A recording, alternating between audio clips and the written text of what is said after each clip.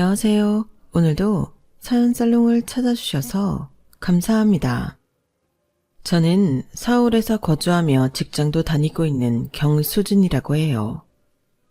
지금은 홀가분하게 벗어났지만 과거에 한 집안 사람들과 잘못 엮여서 제 인생 자체를 부정당하고 모욕을 당한 적이 있어요. 그때의 그 분노 유발자들에 대한 이야기를 좀 꺼내볼까 해요. 저는 아주 오래전부터 하고 싶은 일은 딱 하나였어요. 그리고 정말 그 일을 업으로 하면서 사는 행운을 누렸어요. 아이를 너무 좋아해서 지나가는 아이만 쳐다봐도 엔돌핀이 막 솟을 정도였죠. 그래서 아이들을 매일 만날 수 있는 어린이집 교사가 제 꿈이었어요. 가족들은 결혼도 안 한 제가 그렇게 아이들을 좋아하는 것을 보고 신기해하고는 했어요. 왜, 그리고 언제부터 아이를 좋아했냐고 물으면 그건 잘 모르겠지만 그냥 순수하고 투명한 그 아이들이 사랑스러워 미칠 것 같았죠. 그래서 제가 꿈꿨던 결혼 생활은 무조건 일찍 결혼해서 할 수 있는 한 최대한 많은 아이들을 낳고 사는 것이었어요. 하지만 아이만 좋아했지 연애에는 큰 소질이 없어 그 소원은 물 건너가기는 했지만요. 어쨌든 저는 매일 어린이집에 출근하는 낙으로 사는 사람이었어요. 다른 분들도 다 너무 훌륭한 선생님이시지만 진심에서 우러나와 아이들을 대하고 사랑해주니 부모님들 사이에서 저는 특히나 인기가 많은 교사 중에 하나였어요. 돈 주고 살 수도 없을 만큼 참 감사한 일이었죠. 그렇게 아이들만 기다리며 출근하던 제게도 기다리게 되는 다른 사람이 생겼어요. 지인과의 약속 자리에서 알게 된 한 남자였죠. 이름은 김양호. 나이는 저와 동갑이었어요. 저도 이름을 여러 번 들어본 꽤 알려진 기업에 다니는 회사원이었는데 너무 호감형이었어요. 180cm가 넘는 키에 적당한 체격, 댄디하고 깔끔한 수트가 잘 어울렸고 손가락이 길고 웃을 때 가지런한 치아가 다 보이는 남자였어요. 누구나 한 번쯤 쳐다보게 되는 그런 비주얼이었어요. 저도 그때는 생각하지 못했어요. 이 비주얼남과 제가 만나게 될 줄은. 저희는 첫 만남부터 대화가 잘 통했고 술 한잔에 말부터 놓게 되었죠. 수진이? 너 남자들한테 인기 많겠다. 뭐, 내가? 아닌데. 나 완전 인기 없어. 거짓말. 너 웃을 때 엄청 해맑아. 티 없다고 해야 하나? 아무튼 엄청 사람 기분 좋아지게 하는 웃음이야. 벌써 술 취한 거 아니지? 너야말로 여자들한테 둘러싸여서 지낼 것 같은데. 나? 아니야. 나도 완전 연애고자야. 연애고자? 겉모습은 완전 화려함 자체인데. 나도 몰라. 왜 이렇게 매번 연애가 어려운지. 너 같은 애 완전 모시고 살 것 같은데. 그래? 너 나 맘에 들어? 어? 그게... 우리 만나볼래? 갑자기? 우리 오늘 처음 만난 거 알지? 술김에 하는 소리 아니야. 나 진짜 너 맘에 들어. 너도 나 괜찮은 거 맞지? 우리 사귀자. 어린애도 아닌데 정말 말도 안 되게 우리는 그렇게 쉽지만 강렬하게 만남을 시작했어요. 너무 웃긴 시작이었죠. 남자친구를 만나다 보니 그는 두루두루 다 괜찮아 보였어요. 오히려 그가 왜 여태까지 연애를 잘 못했는지 갑자기 나에게 사귀자고 고백을 한지 이해할 수가 없었죠. 다행히 그렇게 가볍게 만난 것 치고는 저희는 잘 맞는 듯 했고요. 서로 많이 좋아하기도 했지만요. 그렇게 그와 2년이라는 시간 동안 연인으로 지냈고 서로 좋아하는 마음이 깊어져 결혼에 대해서도 진지하게 생각하게 되었어요. 이제 우리 정말 결혼해도 되지 않을까? 내 주변에서는 아직 간 친구들이 몇 없어서 솔직히 좀 겁나기는 해. 대가 있는데 뭐가 겁나. 이렇게 맨날 데이트하고 헤어지는 것도 진짜 싫단 말이야. 같이 살면 그럴 필요도 없잖아. 수진아, 우리 결혼하자. 어? 자기 진짜 자신 있어? 당연하지. 너도 아이 좋아한다고 많이 낳고 싶다 했잖아. 지금부터 우리 노력하면 네가 꿈꾸는 대가족 이룰 수도 있어. 자기 말대로 나도 아이를 많이 갖고 싶기는 하지만 막상 결혼이라고 하니까 약간 떨리는 느낌? 남자친구는 제가 원하는 다산을 밀어붙이며 결혼을 빨리 하자고 졸랐어요. 처음에는 결혼이라는 것에 약간 겁이 나기도 했지만 든든한 그가 평생 제 옆에 있어준다고 하니 저도 안심이 되었죠. 남자친구가 저희 집에 인사를 왔고 부모님 두 분 다 너무 좋아하셨어요. 아우, 이렇게 잘생기고 멋있는 남자를 우리 수진이가 어디서 만난 거야? 엄마, 아빠, 우리 양호 잘생겼지? 키도 엄청 크지? 그런데 능력도 진짜 좋다? 수진아, 부모님 앞에서 창피하게 무슨 그런 얘기를 해. 뭐 어때?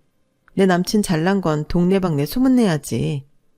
양호가 지금 직급이 과장인데 그것도 나이에 비해서 되게 빨리 승진한 거래.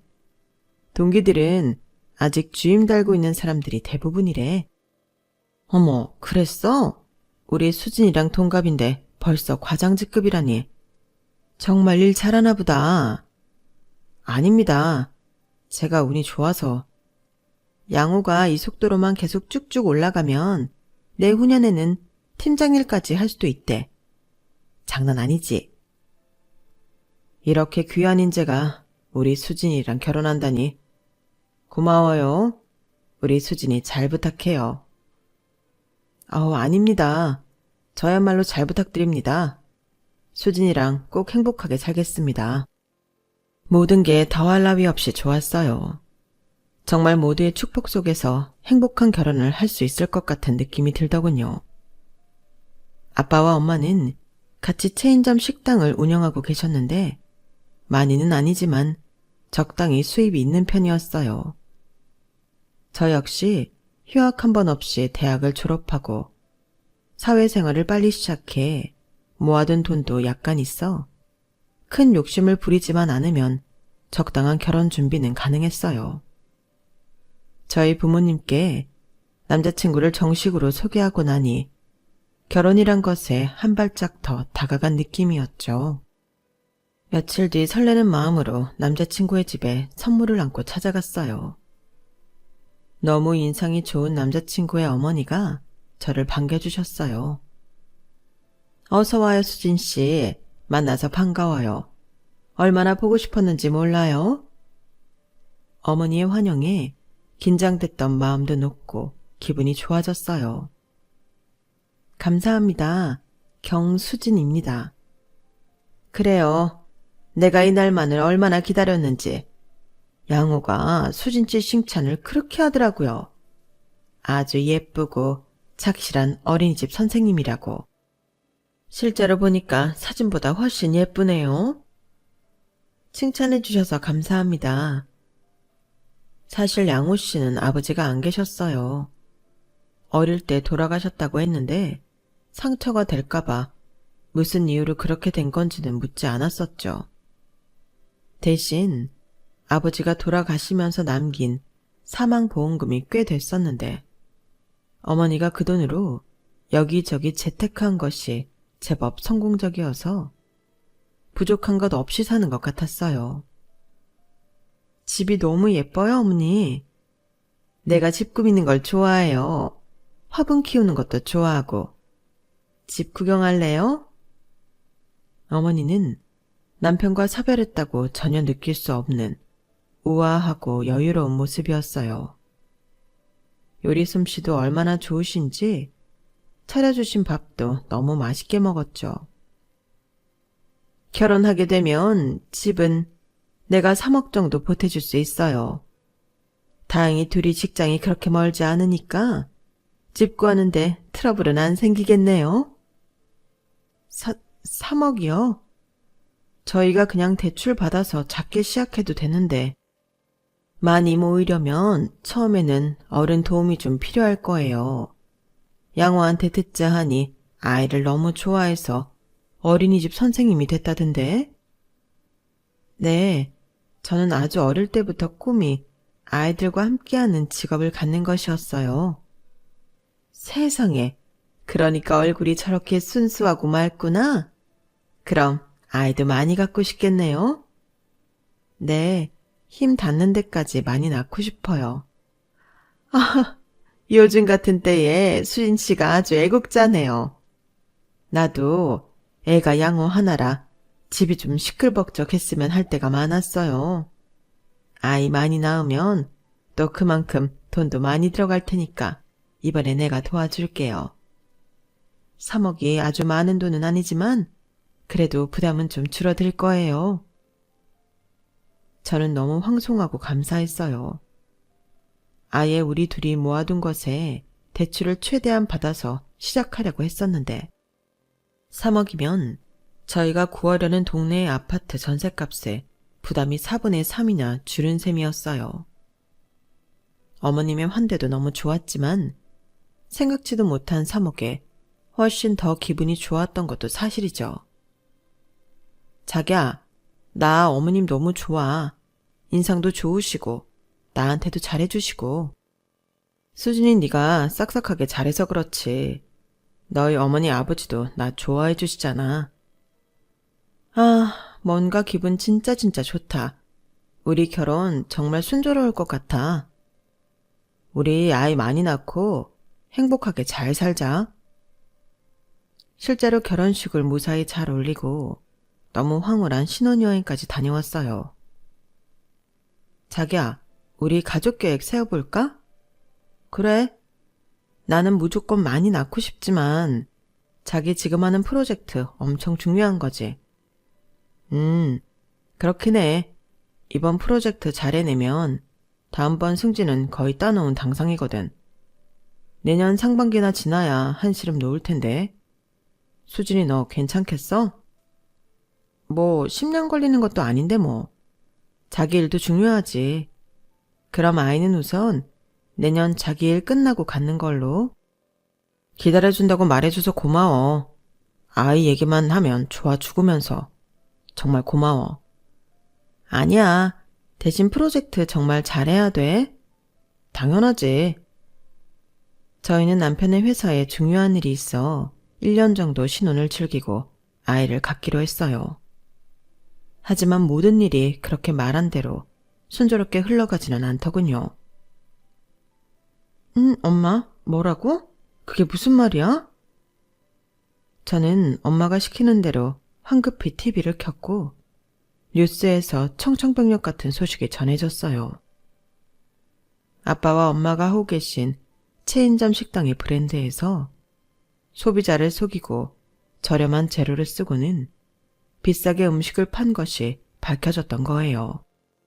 저희 부모님 역시 회사에서 주는 재료를 받아 조리하고 판매했던 거라 그런 눈속임이 있다는 것은 아예 모르고 계신 상황이었어요. 그거 그 회사가 잘못한 거잖아. 왜 우리가 뒤집어 써야 해? 저는 울분을 토했어요. 우리는 이런 사실을 몰랐다고 아무리 외쳐도 소비자 입장에서는 회사랑 짜고 기만한 것이 돼버린 거지. 우리도 저렴하게 본사에서 재료를 받은 것은 절대 아닌데. TV의 영향력은 아주 막강했어요. 뉴스가 보도되던 그날 저녁부터 손님 발길이 뚝 끊기더군요. 엄마 아빠의 한숨이 깊어져 갔어요. 저는 제가 할 수 있는 한 본사에도 방송국에도 항의서를 보내봤지만 이미 부모님 식당 브랜드의 이미지에 큰 타격을 입어 아무 소용이 없더군요. 한 달 매출이 90%나 떨어지고 이렇게 3달이 넘게 지속되자 부모님은 폐업을 하겠다고 하시더군요. 수진아, 아빠 엄마가 미안해. 그런데 이제 정말 더 이상 버틸 수가 없어. 일하는 분들 다 내보내고 우리 둘이 하는데도 너무 힘들어. 결혼식 때도 볼 수 없었던 아빠의 눈물을 그날 보았어요. 저 역시 심적으로 너무 힘들었어요. 제가 부모님의 상황을 해결해 줄 수 없다는 현실이 너무 싫었어요. 남편 역시 이번 일을 아주 심각하게 받아들였어요. 엄마랑 아빠는 지금 사시는 집까지 팔아야 된다고 그러시네. 작은 집을 알아보고 계셔. 많이 힘드시겠다. 프로젝트가 코앞이라 장인어른 장모님 신경 못 써드려서 미안해. 아니야. 자기 일도 중요하지. 하지만 부모님의 식당 이야기가 시모의 귀에 들어갔고 그날부터 온화하고 인자했던 시모의 태도가 180도 변하기 시작했어요. 여보세요? 나다. 양호한테 들었는데 그거 진짜니? 부모님 식당 망한 거. 네. 처음부터 잘 알아보고 식당을 하시던가 했어야지. 너네 결혼한 지 1년도 안 됐는데 도대체 이게 무슨 날벼락이야? 부모님도 저희한테 굉장히 미안해하고 계세요. 미안하다고 해서 될 일이니? 어머니, 왜 이렇게 화를 내세요? 저도 지금 부모님 일로 마음도 아프고 힘들어요. 내가 지금 화 안 나게 생겼니? 사돈 내 망하면 당장 네 돈, 아니 우리 양호돈까지 들어갈 텐데. 아, 네? 아니에요. 엄마랑 아빠가 저한테도 돈에 관해서 얘기한 적 한 번도 없으세요. 지금 사는 집이라도 팔아서 어떻게 해볼까 하시고 있는데 집 팔아서 다 메꿔지니? 그리고 지금 그걸로 막아진다 한들 돈 한 푼 없이 노후 준비는 결국은 네 돈, 아니 우리 양호돈 가져가는 거 아니냐고. 내 말이 틀려? 어머니, 저 그렇게까지 생각해 본 적도 없고 부모님 정말 열심히 사신 분들이에요. 다시 꼭 재기하실 거라고요. 사돈댁이나 나나 똑같이 60대인데 재기는 무슨. 아, 속 터져. 왜 딸내미 시집 보내고 1년도 안 돼서 이런 일이 터지냐고. 어머니, 저희 부모님도 피해자예요. 본사에서 물건 제값 주고 팔았는데 속은 거라고요. 바보같이 그걸 속긴 왜 속아? 그 정도도 딱 보고 싸구려인지 좋은 건지 구별도 못하면서 식당을 왜 해? 너무 돌변한 시모의 모습에 저는 머리까지 빙빙 돌고 속이 울렁거렸어요. 전화를 끊고 한없이 눈물만 흘렀어요. 남편에게 시모와의 통화 이야기를 했어요. 그래? 엄마도 좀 흥분했나 보다. 수진이 네가 이해해. 나 아들 하나인데 그 소식에 다른 건 안 보이고 그냥 내 생각만 하신 걸 거야. 결혼했는데 우리 가족 아니야? 우리 부모님 일인데 그렇게 서운하게 이야기하실 이유가 뭐 있어. 내가 진짜 내 돈이고 자기 돈이고 갖다 드렸으면 억울하지는 않지. 나 어머님 그런 모습 처음 봐. 내가 엄마한테 잘 이야기할게. 엄마도 지금 너한테 미안해하고 있을 거야. 한 번도 나한테 그렇게 소리치신 적 없었는데 나 정말 많이 놀라고 무서웠어. 은연중에 남편이 시모에게 저 대신 큰 소리 쳐줄 것을 기대했지만 오히려 제게 지는 신용하고 들어가는 말에 서운함이 더 크게 밀려왔어요. 제가 잘못한 것도 없는데 지고 들어가야 하는 상황이 이해가 되지 않았죠. 하지만 부모님 상황도 좋지 않은데 저까지 불협화음을 만들면 오히려 엄마랑 아빠가 더 미안해하실까봐 저는 굽히는 척을 하기로 했어요. 어머니 저예요. 그래. 죄송해요. 예의 없게 굴어서. 알긴 아니? 난 네가 나 손절한 줄 알았다. 제가 왜 어머니를 손절해요. 저도 속상한 마음에 그랬어요. 네가 이렇게 사과를 하니까 받아는 들이마. 그런데 정말 확실히 짚고 넘어가자. 사돈 때 아무리 어려워도 함부로 도와주고 그러는 거 아니다. 네, 어머니 말씀 이해했어요. 걱정하시는 것도 다 이해했고요. 양호 씨 돈을 저희 부모님께 가져다 드리는 일은 없을 거예요. 지금 두 분이서 계속 방법을 강구하고 계세요. 걱정 마세요. 가져다 준 적도 없고 가져갈 계획도 없었던 돈이었는데 사과를 하고 있자니 자존심이 상하더군요. 그래도 모두를 위한 일이 후퇴라고 생각하며 참았어요. 하지만 그날 이후로 저는 시모를 다시 보는 계기가 되었어요. 그렇게 저를 딸처럼 예뻐해주고 웃어주고 칭찬해주던 시모는 더 이상 볼 수 없었거든요. 그래, 시댁은 시댁이지. 내가 너무 가족같이 생각했지. 아들은 핏줄이고 며느리는 남이니까. 나도 이제 어머니가 나를 어떻게 생각하는지 다 알았으니까 정말 딱 할 도리만 할 거야. 이제 우리 사이에는 벽이 생긴 거야. 저는 속으로 앞으로 시모와 거리를 두겠다고 생각하고 있었어요. 사과는 했지만 그만큼 저도 상처를 받았으니까요. 전과 달라진 제 태도를 시모도 느꼈는지 매일 한 번씩 하던 통화도 잠잠해졌고 꼭 필요한 일이 있을 때만 만나러 갔어요. 남편은 중간에서 눈치만 보다가 항상 시모 편을 들더군요. 수진아, 그만해. 아빠 일찍 돌아가시고 다른 형제 없이 엄마가 나만 보고 키우셔서 그래. 그런데 지금 이렇게 며느리랑도 어색한 관계가 돼서야 어디 살겠어? 난 어머니 딸이 아니잖아. 어머니가 나한테 주는 만큼만 나도 할 거야. 우리 아빠 엄마 식당 일로 나한테 얼마나 큰 상처를 주셨는데. 사과는 드렸지만 나 정말 속이 문드러지고 아팠어. 알지. 다 알지. 우리 수진이 힘들고 아팠던 거 내가 다 알지. 그렇다고 언제까지 엄마랑 이렇게 지낼 거야. 어? 나도 중간에서 힘들어. 우리 아이도 낳으면 이제 양갓집에 더 자주 왕래하면서 보여드리고 해야 하는데 수진이 네가 한 번만 좀, 어? 남편은 저의 저자세를 원했고 저는 솔깃했다가도 다시 시모에게 화가 나기도 했어요.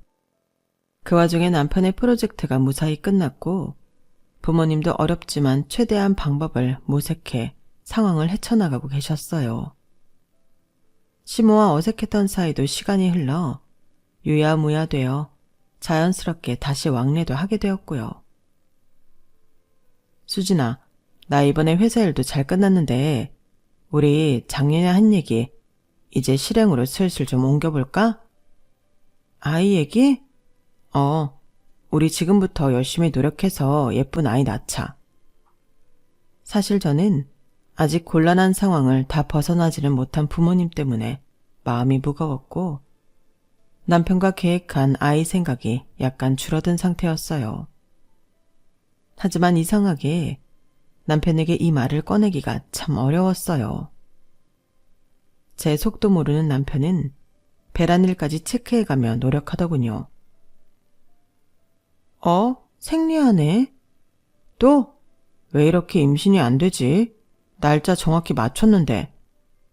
글쎄, 벌써 4달째야. 우리가 그렇게 나이가 많은 것도 아니고 이 정도 했으면 벌써 임신이 돼야 하는 거잖아. 자기 혹시 나 몰래 피임해? 무슨 소리야. 내가 무슨 피임약 먹는 거 봤어? 이렇게 임신이 안 되는 게 이상하잖아. 안 될 수도 있는 거지. 왜 그렇게 상처되게 말을 해. 아이 많은 집은 처음부터 네가 원한 거였잖아. 내가 무슨 기계 공장이야? 애가 척하고 생기게. 나도 말은 안 했지만 불안해. 무슨 말을 그렇게 야속하게 해. 저희의 노력에도 불구하고 임신이 되지 않자 남편도 제게 다그치기 시작하더군요. 게다가 시모 역시 압박 아닌 압박을 은근히 주었고요. 수진아, 내가 오늘 백화점에 갔다 왔거든? 애기들 것 좋고 예쁜 게 많더라고. 내가 어지간한 것들 다 사서 맡겨놨어. 나중에 하나씩 가져가서 써. 네? 아기 거요? 뭐 말씀이세요? 애기 거 뭐 한둘이니? 우선 옷을 계절별로 다 샀고 유모차랑 카시트도 샀어. 다 좋은 브랜드로 샀으니까 너도 좋아할 거야. 아기 침대는 신생아 때 쓸만한 걸로 우선 사놨고 장난감은 내가 잘 몰라서 그냥 개월수에 맞는 거 골라달라고 해서 샀어. 아기가 없는데 왜 벌써 그런 걸 사셨어요? 어차피 생길 손주잖니. 그리고 지나가는데 눈이 안 가는 게 없더라고. 어쩜 그렇게 예쁜 게 많니? 아기 낳으면 또 그때 돼서 좋은 거 사줄 테니까 우선 내 마음이라 생각하고 받아둬. 저는 이해할 수 없었죠. 뱃속에 있지도 않은 아이 물건을 왜 사들인 건지. 하지만 대충 알 것 같았어요. 저런 식으로 임신을 종용한다는 것을. 그거야말로 제 마음대로 안 되는 것인데도 남편과 시모는 어거지를 피우는 꼴이었어요.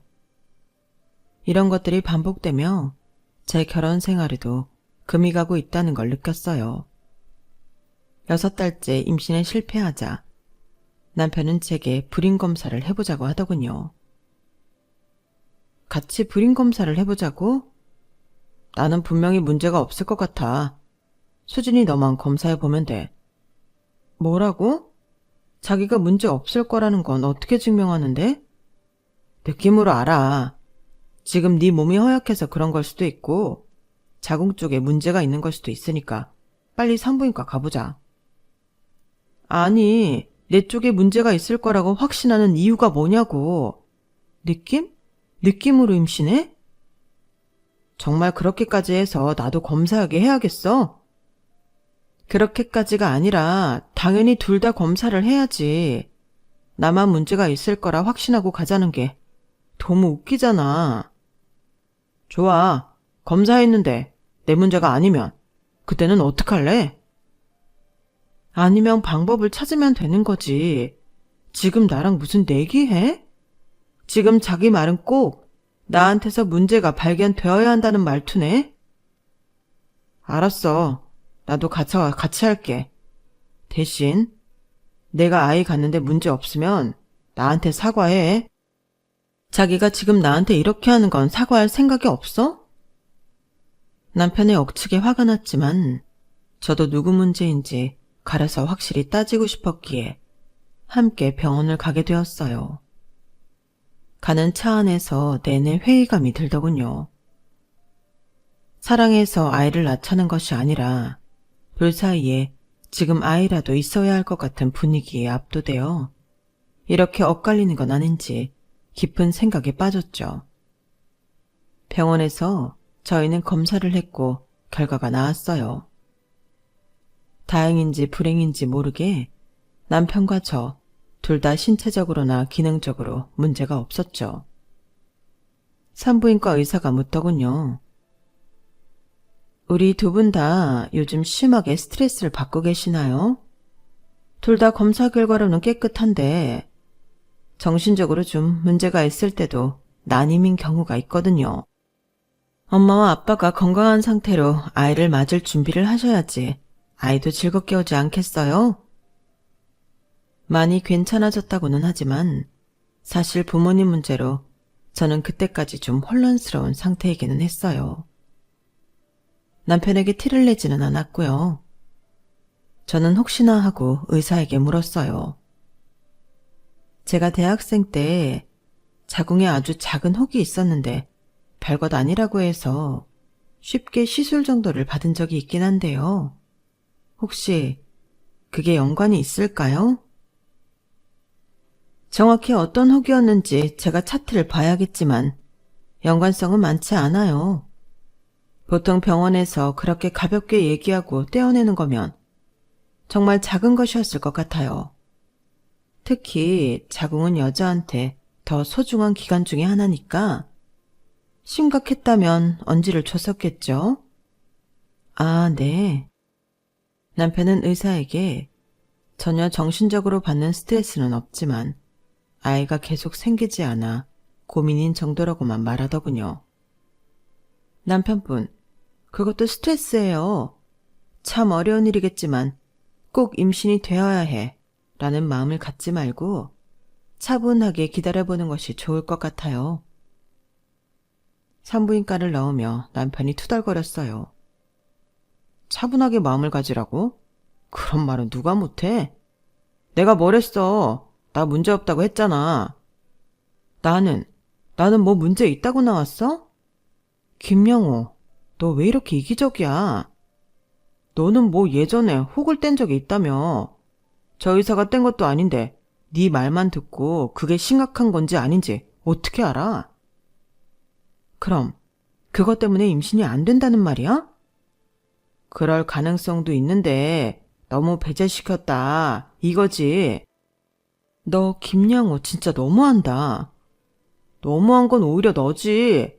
아무리 작은 거라고 혹 떼어냈다는 얘기를 숨긴 건 너잖아. 숨기다니 기억도 나지 않을 만큼 별거 아니었어서 이야기 못했던 거야. 큰 수술이었으면 내가 진작 했겠지. 네 속이야. 나는 모르지. 안 한 건지 못한 건지. 아무튼 난 아무 문제 없는데 괜히 너 때문에 검사니 뭐니 해가지고 기분만 잡쳤네. 먼저 발걸음을 쌩 하고 돌리며 가는 남편의 뒷모습을 한참 보고 있었어요.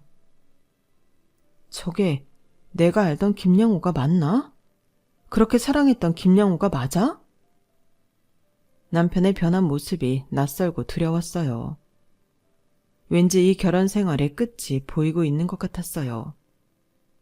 그리고 그 마지막을 앞당기는데 시모가 아주 큰 역할을 해주었죠. 검사 사건 이후 며칠 뒤 시모에게 오랜만에 전화를 받았어요. 여보세요?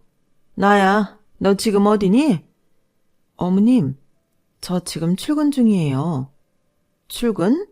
어린이집? 네. 아우, 넌 참 속도 좋다. 무슨 말씀이세요? 어린이집으로 출근이 하고 싶니? 갑자기 무슨 말씀이세요? 저 계속 어린이집에서 일해왔잖아요. 애도 못 갖는 네가 어린이집에서 일하는 게 웃기다는 말이다. 네? 뭐라고요? 양호한테 들었다. 양호는 남자로서 아무 문제 없다면서. 너는 왜 자궁에 혹된 얘기를 그동안 숨기고 안 했니? 그것 때문에 임신이 안 되는 거였으면 나나 우리 양호가 그렇게 속 끓이지 않았어도 되잖아. 김양호가 그래요? 자기는 아무 문제 없고 제가 혹된 것 때문에 임신이 안 된다고? 얘 좀 봐. 김양호? 그래, 양호가 그랬다. 그런데 누가 봐도 그것밖에 이유가 없잖니. 나이도 한창인데 임신이 안 될 다른 이유가 뭐가 있겠냐고. 그렇게 저한테 문제 있다고 몰아가면 김양호랑 어머님 속이 좀 편하세요? 진작 네가 불임인 줄 알았으면 우리 양호랑 결혼 허락 안 했을 거야. 결혼 전에 애를 먼저 낳는 것도 아닌데 불임인지 누가 알아요? 내 말이 그래서 짜증난다는 거지. 너도 알겠지만 우리 양호 인물이 좀 훤칠하니? 어릴 때부터 연예인 하라고 권유도 얼마나 받았었는데. 그런 귀하디 귀한 하나밖에 없는 외아들인데 여기서 태가 끊긴다고 생각하니까 분해서 잠이 안 와. 그런데 네가 어린이집으로 출근을 한다고? 기가 찬다, 기가 차. 어린이집에 애 안 생기는 사람은 취직 금지시키는 법이라도 있어요? 네 양심에 묻는 말이지. 그 착한 아이들 보면서 네가 갖지 못하니까. 너도 몰래 못된 생각할 수도 있는 거고. 안 그래? 저기요. 뭐? 저기요? 얘 좀 봐. 너 말 다 했어? 이제 날 CM으로도 안 보는 거지? 이게 어디다 대고 저기요래? 지금 누구를 잠재적 범죄자 취급하는 거예요? 저는 너무 기가 차고 서러워서 눈물이 났어요. 제가 뭘 잘못했다고 이런 대접까지 받는 건지. 아이를 너무나 사랑하는 제게 왜 이런 시련이 닥쳐온 건지. 너 애 낳으면 주려고 내가 진작에 백화점에서 사놓은 건 다 어쩔 거냐? 누가 그런 거 미리 사달라고 했어요? 왜 사놓고 나한테 뭐라고 그래요? 아, 너랑 이렇게 입씨름하는 거 나도 골 아프다. 니네 결혼하고 얼마 안 돼서 부모님 식당 난리 났네 어쩌네 했을 때 그냥 깨끗하게 싹 갈라놓을걸. 그때부터 불안하긴 했다. 아주 그때 못 갈라놓은 걸 나도 평생 후회할 거다. 결국 시모는 제게 기름을 붓고 부채질까지 하며 불을 붙이더군요. 이제는 더 이상 볼 것도 없었죠.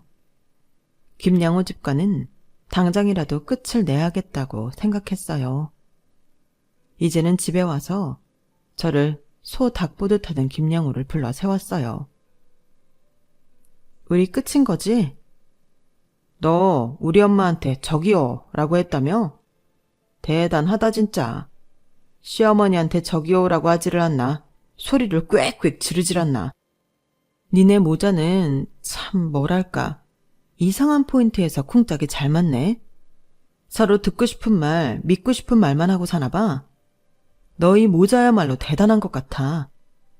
너 말 조심해. 이제 다 끝났는데 조심할 게 뭐 있어. 잘 됐네. 그 난임인지 불임 검사 덕분에 아주 확실히 네 진상을 알아볼 수 있게 되어서 너무 감사하다. 나야말로 왜 임신이 안 되는지 확실해졌으니까 유책은 명확하게 내 쪽인 거잖아.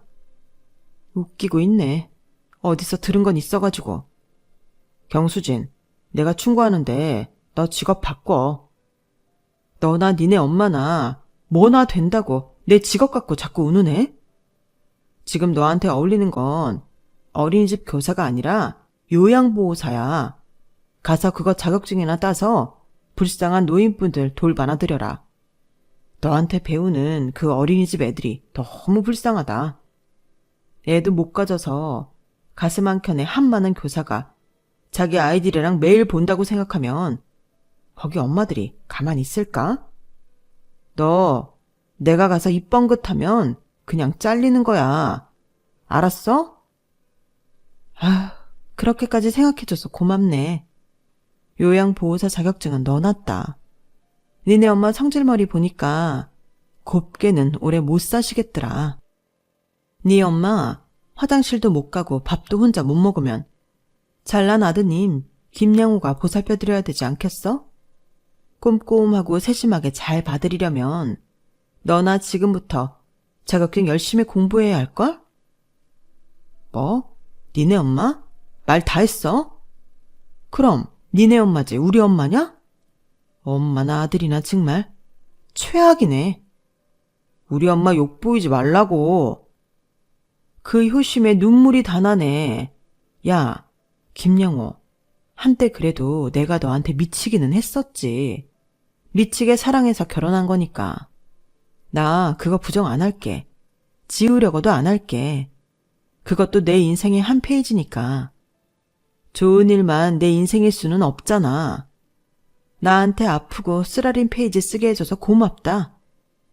잘 살라고는 말 못하겠지만 너 계속 그렇게 살다가는 큰일 날 것 같긴 하다.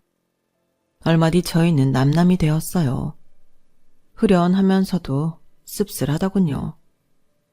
많이 사랑했었고 살도 부비며 같이 살았던 사람인데 변해가는 모습을 바라보다 결국에는 이런 파국까지 맞이할 줄이야. 결혼생활 2년도 못 채우고 이렇게 끝이 나다니. 하지만 그에게 마지막으로 했던 말들은 진심이었어요. 그와 했던 시간, 다툼, 상처들은 저를 지독히도 아프게 했지만 그것 또한 제 인생의 일부이기에 버리지 않고 가져가기로 했다는 사실 말이에요. 이혼 후 부모님은 당신들 때문이라며 많이 속상해하셨어요. 시간이 약이라고 저 역시 저만의 시간이 필요했죠. 저는 그렇게 좋아하는 아이들과 함께한 장소를 잠시 떠나기로 마음먹었어요. 하지만 제 발길이 향하는 곳 역시 아이들이 있는 곳이었어요. 바로 아프리카에 봉사를 갔었거든요. 그곳에서 밝은 아기가 아닌 어둡고 병들고 굶주린 아이들을 보살피며 제 인생과 가치관에 대해 더 깊게 생각하게 되었어요. 혹시 나는 나한테 웃어주고 안겨주고 달려와주는 아이들만 예뻐했던 것은 아닐까? 이렇게 내 도움의 손길이 필요한 어려운 아이들도 많은데 난 그냥 보기 좋고 예쁜 아이들만 좋아한 편애자는 아니었을까? 저는 아프리카에서 많은 반성을 하고 아낌없이 저를 내어주고 돌아왔어요. 한국에 오자마자 반가운 소식이 전해졌어요. 경수진 선생님? 안녕하세요. 여기 T 어린이집이에요. 안녕하세요. 여기 H 어린이집인데요. 이제 연락이 되시네요. 많이 기다렸어요. 수진님, 저희 J 어린이집에 좀 와주세요. 저는 많은 어린이집에서 쏟아지는 스카우트 제의를 받았어요. 어떻게 된 영문인지 몰랐는데 전에 있던 어린이집에서 학부모님들이 좋은 글들도 많이 남겨주시고 원장 선생님이 제가 없는 동안 여기저기 추천을 많이 해주셨더군요. 덕분에 저는 제가 원하는 헌금과 페이를 선택해 다시 어린이집 일을 할 수 있게 되었죠. 하나 달라진 것이 있다면 제가 쉬는 날에는 되도록 보육원이나 고아원에 아이들을 찾아가기 시작했다는 거예요. 그곳에도 너무 착하고 예쁜 아이들이 많더군요. 그 아이들 역시 아무 편견 없이 사랑해주게 되었어요. 그리고 김양호 때문에 남자를 못 만날 줄 알았는데 봉사하며 알게 된 한 남자에게 다시 사랑을 배웠고 재혼까지 하게 되었어요. 그리고 저희 사이에서는 아주 건강하고 예쁜 아이가 태어났답니다. 그것도 셋이나요. 아무리 검사를 한다 한들 제 배 앞에서 아이들을 셋이나 낳았는데 제가 불임이 아니었다는 것은 설명할 필요도 없었죠. 아마 전 남편과 시모가 저희 아이들 이야기를 들었다면 뭐라고 했을까요? 순순히 김양호가 문제가 있다라고 했을까요? 아니면 또 제가 어디서 애를 훔쳐왔네 어쩌네 하면서 말도 안 되는 소리를 짓거렸을까요? 다행히 지금 엄마와 아빠가 가까이서 아이들을 함께 돌봐주시고 계셔서 저 혼자 절대 힘들지 않아요. 남편 역시 적극적으로 집안일과 육아를 같이 해주고 있고요. 덕분에 저는 어린이집 일도 봉사하는 일도 계속 할 수 있게 되었죠. 얼마 전 알고 싶지는 않지만 어쩌다 알게 된 전 남편 소식에 저는 피식 웃고 말았어요. 전 남편 역시 같은 회사 사내에서 한 여자와 사귀고 재혼을 한 것 같더군요. 하지만 또 둘 사이에 불임 문제가 불거졌고 시모가 저한테 했던 것처럼 기름을 끼얹은 모양이에요.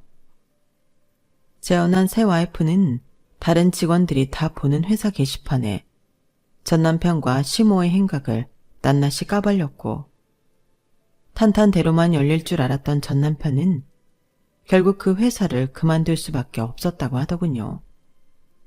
그 시모는 아들이 잘 되기를 바라는 건지 아닌 건지 도무지 알 수가 없네요. 저는 지금 너무 행복하게 지내고 있어요. 자상한 남편과 토끼 같은 내 새끼들 옆에서 적극적으로 도움을 주는 부모님까지. 지금 이 소중한 시간들은 제 인생에서 좋고 행복한 페이지로 장식될 수 있기를 바래요. 제 이야기는 여기까지예요. 털어놓고 나니 마음이 한결 홀가분합니다. 들어주셔서 감사드리고요. 여러분의 가정에도 행복이 가득하시길 진심으로 바랍니다. 여러분, 사연 댓글에 응원과 현명한 조언 부탁드려요. 좋아요와 구독은 저에게 큰 힘이 됩니다. 오늘도 좋은 일 가득하세요.